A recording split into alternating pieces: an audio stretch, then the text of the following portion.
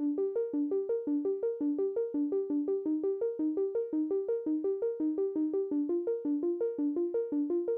harmonioso de todo o aparelho muscular do indivíduo. Mesmo afastado há muitos anos da discriminação do agressor. Who 65 years ago paved the way for this competition. He was a fighter who took on any challengers in what we most realistic, bone-breaking, bare-knuckle fights that the civilized world has ever seen. The fighting world respectively addresses him as the Grandmaster Hélio Gracie.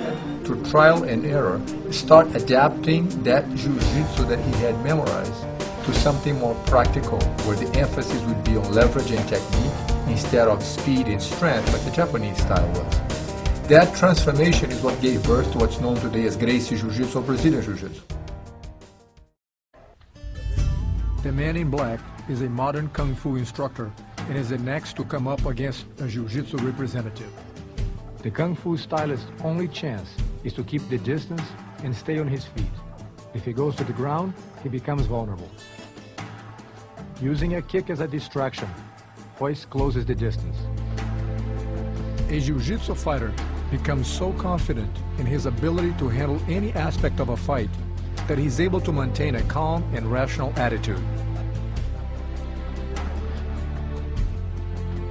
Royce has the opportunity to seriously hurt his opponent, but instead, he only slaps him, a humane way to demonstrate the superiority of our unique system.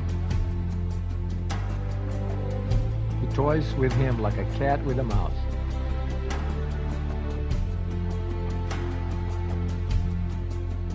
Leverage, simplicity, and technique are the foundations for the effectiveness that have kept the Gracie Academy representatives undefeated for over 65 years against other styles of martial arts.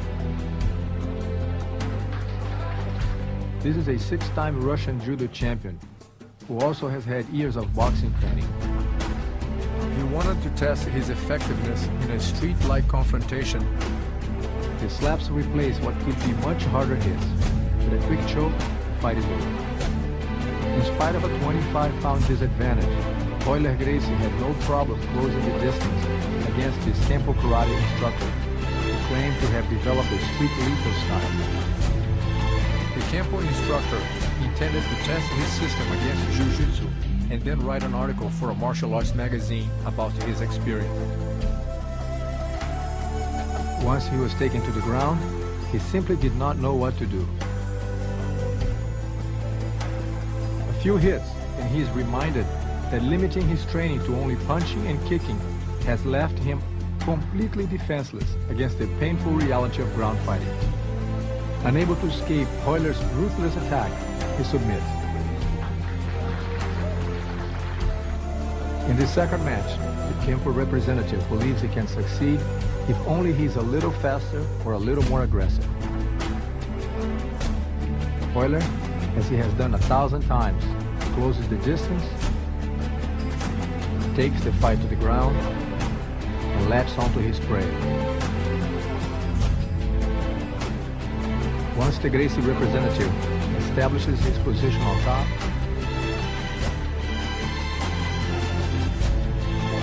this Kung Fu expert, wearing yellow trunks, has 15 years of training and claimed to be undefeated. At 180 pounds, he had a 15-pound advantage over my brother Royce. The Kung Fu man will rely on strikes in order to avoid going to the ground. It is almost impossible for a person trained primarily in punches and kicks to avoid being wrapped up and taken down by a Jiu-Jitsu practitioner. Royce is determined to close the gap and take the fight to the ground. He's totally helpless. Not only he's running out of air, but he cannot stop the blows. It's a terrifying feeling.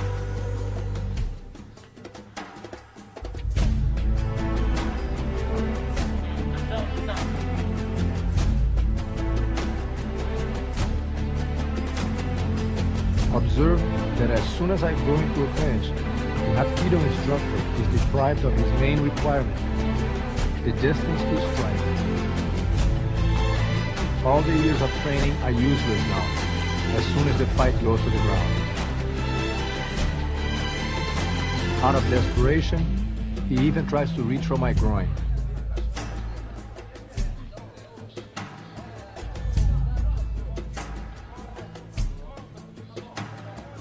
As he feels the pressure on the choke increasing around his neck, he briefly struggles, then taps out.